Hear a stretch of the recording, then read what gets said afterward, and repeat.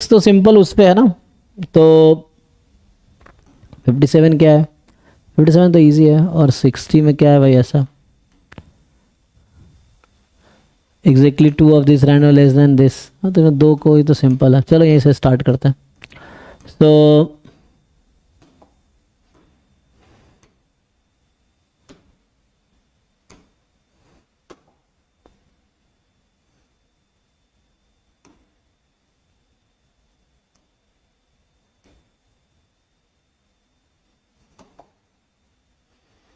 तो यहाँ पे क्या हो रहा है कि x1 x2 x5 जो है आईडी रैंडम वेरिएबल है, ईच हैविंग बाइनोमियल 1,1/2 डिस्ट्रीब्यूशन, और k जो है आपके पास x1 to x5 है। तो कहने का मतलब ये है यहाँ पे कि each xi has distribution binomial 1,1/2, और k एक रैंडम वेरिएबल है जिसकी value x1 plus x2 plus x3 plus x4 plus x5 जो कि हो जाएगा बाइनोमियल 5,1/2। ठीक है, अभी के लिए अब यहाँ u एक्चुअली अगर सीधा सीधा ये होता ना तो आसान होता, अगर u ये जीरो नहीं दिया होता कि k जीरो है, तो क्योंकि यहाँ पे k खुद बाइनोमियल है, तो k का सपोर्ट क्या हो सकता है, k का सपोर्ट 0 1 2 3 4 5 कुछ भी हो सकती है ना, ये है। तो बोल रहा है k जब जीरो है ना, k जीरो की प्रोबेबिलिटी निकालोगे आएगी हाफ की पावर 1/32 आएगी शायद ना, k बराबर जीरो के लिए। सो 1/32 इस तरह से है। सो यहाँ प्रॉब्लम ये है कि u is zero when k is zero, u is this when k is this. अब यहाँ k भी रैंडम है, तो ये जो इंडेक्स है ये भी रैंडम है, क्योंकि k भी तो रैंडम वेरिएबल है कि index is also random variable, और यहाँ पे जो कंडीशंस हैं वो भी रैंडम है ना, मतलब वो k के टर्म में ही है। तो जनरली ऐसा है।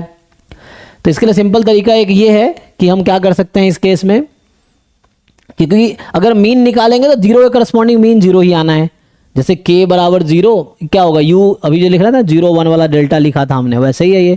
तो अगर तुम यहाँ पे एक्सपेक्टेशन ऑफ u जब निकालोगे तो होता क्या, जीरो के करस्पॉन्डिंग जीरो ही आना है, तो बाकी कंसीडर करना है, तो इससे ईजी हो जाएगा। तो मैं क्या करता हूँ, डबल एक्सपेक्टेशन यूज़ करता हूँ। ठीक है, सो अगर हम यहाँ डबल एक्सपेक्टेशन यूज़ करेंगे तो क्या आएगा, so we need expectation of u which is expectation of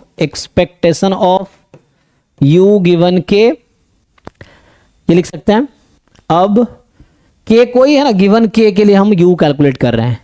तो जैसे मान लो अगर k जीरो होगा तो मीन तो ऑब्वियसली जीरो हो जाना है उस केस में, तो बाकी केस के लिए हम डिस्कशन करेंगे यहाँ पे। तो है ना, k गिवन है जीरो तो u जीरो हो जाएगा, तो उसके से मीन जीरो होगा। तो मेनली जो रोल इसका रहेगा अब k 1 से 5 में, क्योंकि जीरो अगर k मान लो इक्वल टू जीरो है, for example k is zero अगर दे दिया तो उस केस में जीरो आंसर आएगा। लेकिन वैसे k तो है ना कुछ भी हो सकता है, क्योंकि ये फंक्शन ऑफ k है actually, this is function of k है ना। आपको याद होगा कि जैसे एक्सपेक्टेशन ऑफ, ये तो नंबर है, जैसे एक्सपेक्टेशन ऑफ क्या होता है, u given k this is some function of k। जिन लोगों को याद होगा कि expectation of x given y is a function of y, y के टर्म में आता है, so this is a function of k, ये चीज है। सो ये k का फंक्शन आएगा। तो अभी हम इस पे थोड़ा काम करते हैं वो अभी आपको रियलाइज भी होगा k का फंक्शन कैसे आएगा। तो अगर u यहाँ पे हम अगर पुट करें, u हमारा क्या है, मतलब नॉन जीरो के लिए बात करेंगे क्योंकि जीरो के लिए जीरो हो जाएगा। सो यहाँ पे एक्सपेक्टेशन ऑफ एक्सपेक्टेशन u क्या है, x1 plus x2 up to xk given, मान लो k कोई गिवन कोई नंबर है, अब k कुछ फिक्स करना है, स्मॉल k कर लो। तो k एक्चुअली क्या है आपका, k इज, ये k जो है कैपिटल K, अभी x1 plus x2 up to x5, k is actually 5 तक है, ये जो k लिख रहा हूं ना ये 5 तक है। और अभी के लिए मान लेता हूं कुछ ना equal to some arbitrary number, small k type के ले लो, अभी के लिए ऐसा ले लिया, हालांकि वो स्मॉल k कैपिटल K को रिप्रेजेंट कर रहा है ना, ये है। सो अभी के लिए हमने ऐसा लिख दिया, k is arbitrary number. So यहां भी यही समझ लो, k is equal to k, जैसे लिख रहा हूं ना, k is equal to small k like this, इस तरह से, या जस्ट वही लिखते हैं। अब मेन दिखाना कि इसका डिस्ट्रीब्यूशन क्या होगा, what is distribution of this quantity, कि ये जो x1 टू xk और up to x1 to x5, k की वैल्यू 5 से कम ही होगी। k की वैल्यू सपोर्ट क्या है, k का सपोर्ट 0 to 5 है, तो k less than equal to 5 है। ठीक है, तो ये हो सकता है मान लो k की वैल्यू अगर 2 है, जीरो है तो जीरो ही हो जाएगी, वो तो ऑलरेडी दे रखा है, जीरो पे जीरो है। के अगर 1 होगी तो ये x1 है, के अगर 2 होगी तो ये x2 है, सॉरी x2 नहीं, x1 प्लस x2 है। के अगर 3 है तो x1 plus x2 plus x3 है। के अगर 4 है तो इस तरह से। अच्छा एक काम करते हैं, इसको ऐड कर लेते हैं। तो ऐड करोगे ना, मतलब जैसे इसको हम ब्रेक कर सकते हैं ना, x1 x2 x3 ये तो IID रैंडम वेरिएबल है ना, तो मतलब e of x1 given this plus e of x2 given this plus, ऐसे ऐड करेंगे कितने टर्म्स होंगे, k टर्म्स होंगे। तो इट्स बेटर कि मैं ऐसा कर दूं इसको, k time expectation of x1 given x1 plus x2 plus x3 plus x4 plus x5 is equal to k, ऐसा लिख सकता हूं। k यहां ऐड हुआ, क्यों, x1 का मीन प्लस x2 का मीन प्लस x3 का मीन प्लस xk का मीन, सब में गिवन है। तो चूंकि IID है तो सबका आंसर सेम रहेगा, इसलिए k टाइम कर दिया। तो जो इसका आंसर आएगा वही सब हर टर्म का आंसर है, k टाइम इसको कर दिया हमने। अब इसका डिस्ट्रीब्यूशन निकाल लो, काम हो गया। तो आपसे अगर पूछा जाए कि जो x1 है वो क्या है, बाइनोमियल है, तो ध्यान दो x1 जो है वो बाइनोमियल 1,1/2 है, और x2 plus x3 plus x4 plus x5 is binomial 4,1/2। So what is distribution of x1 given, अभी इसको कुछ ना मान लो ये x1 है, इसका नाम मैं अभी y1 रख देता हूं, समझो। तो x1 given x1 plus y1 is equal to k। इसका क्लास में मैंने थ्योरम लिखाया होगा, कोई बताओ याद है तो। Hyper geometric with what parameter, parameters क्या होंगे,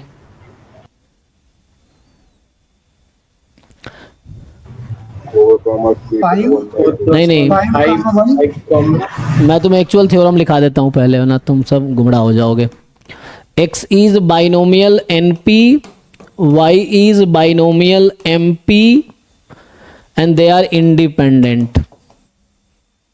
Then x given x plus y is equal to n, या t, मैं t लेता था ना अक्सर, तो क्लास में t लिया होगा। This has distribution hypergeometric, हाँ बोलो, m plus n t m comma T. m क्या है, पहला m किसका, नहीं x है ना, तो n है ना, x आया तो n, अगर यहाँ m पहले होता तो x आया तो n कॉमा टी। ओके, तो इसके अकॉर्डिंग अब इसको लिखो, m प्लस n क्या है, दोनों का ऐड हो रहा है, और t n क्या है, पहले वाले बाइनोमियल में जो n है, और t क्या है जो गिवन है। तो अब इसको रखो यहाँ पे। सो ये x1 है बाइनोमियल 1/2, ये 4, तो 1 + 4 5 m प्लस n।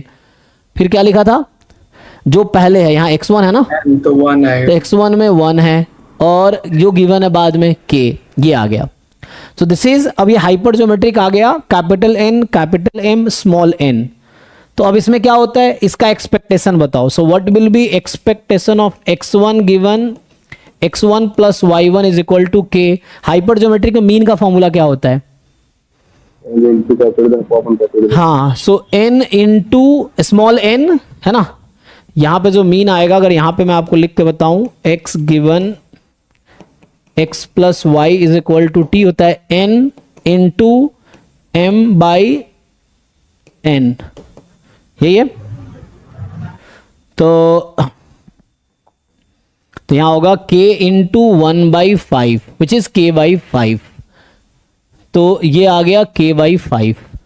तो यहां से ये जो क्वांटिटी है मेरा, ये जो अब हमें मिला एक्सपेक्टेशन k इंटू, अब ये है k/5, अभी कैपिटल k को एक्सप्रेशन लेना है, तो ये 1/5 बाहर भी कर सकते हो, expectation of k square. k का डिस्ट्रीब्यूशन था बाइनोमियल 5,5, तो बताओ ये कितना आएगा।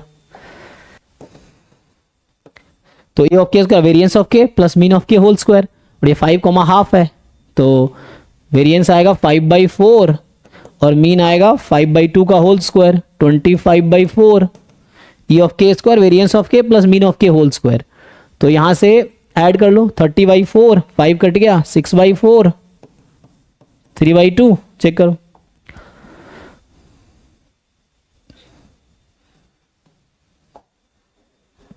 अगर डाउट है बताओ, देखो। और जो मैं कह रहा था एक्सपेक्टेशन यू गिवन के फंक्शन ऑफ के होगा, देखो ध्यान से, ये क्वांटिटी ये बन के आया है, जो मैं कह रहा था ना कि दिस इज फंक्शन ऑफ के, वो ये है ना, ये जो था वो यही तो है, यहाँ पे फंक्शन ऑफ के आएगा। सो चलिए नेक्स्ट क्वेश्चन पे आते हैं, टाइम कम पड़ेगा। तो अभी है 56 था, अगला जो है 56